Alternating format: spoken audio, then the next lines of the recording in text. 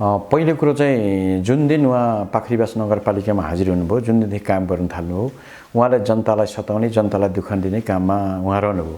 त्यस बेला पनि मैले उहाँलाई के भनेको थिएँ भने यो पाखरीबासको जनताको निम्ति तपाईँले शासकको रूपमा सेवकको रूपमा काम गर्नु भनेर मैले सल्लाह सुझाव दिएको थिएँ। त्यो नमानिकन उहाँ विशाल रूपमा करप्सनमा लाग्नुभएछ।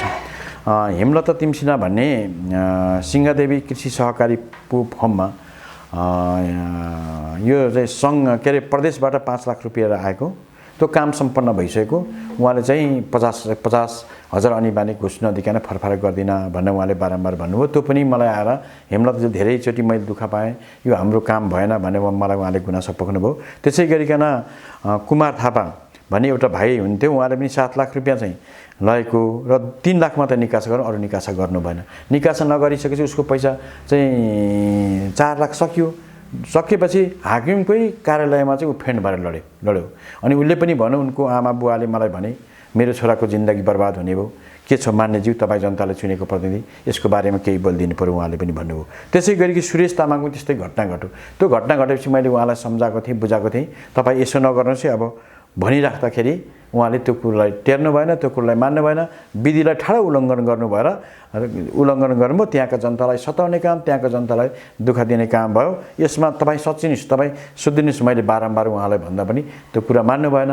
तपाईँलाई थाहा छ अहिले अरू साथीले पनि उसले करप्सन गरेको, उसले चाहिँ के भनेदेखि बेमान गरेको आम सामाजिक सञ्जालहरूमा आएर त्यो पनि तपाईँले देख्नु भएको होला। यसले गर्दाखेरि चाहिँ उहाँले कुन मनसायले हो जनताको काम गर्ने प्रयत्न उहाँले गर्नु भएन। त्यो अडियोमा चाहिँ तपाईँले धम्कीपूर्ण शब्द प्रयोग गरेको पनि सुनिन्छ। तपाईँ जस्तो जिम्मेवार व्यक्तिले यस्तो अलिक गैरजिम्मेवार शब्द प्रयोग गर्दा राम्रो भएन होला नि? पहिलो कुरो चाहिँ यो आवाज भनेको जनताको, मलाई जनताले भोट दिएर पठाएको। जनताले मलाई भोट दिँदाखेरि के भनेको थियो भने तिमीले हाम्रो आवाज तपाईँले बुलन्द गरिदिनुपर्छ।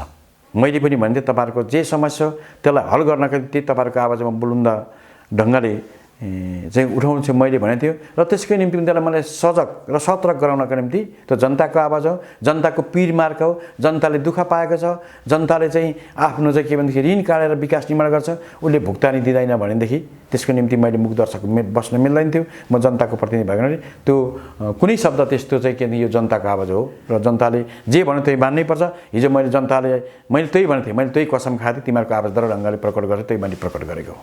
तपाईँ एउटा जनताको प्रतिनिधि पनि हो।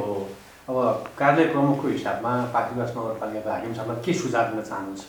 म उसलाई के भन्न चाहन्छु, तुरुन्त सच्चिनुपर्छ, सुध्रिनुपर्छ। सुध्रिएन भनेदेखि जनताले उसलाई माफी दिने छैन, जनताले कुनै पनि हालतमा उसलाई छोड दिने छैन।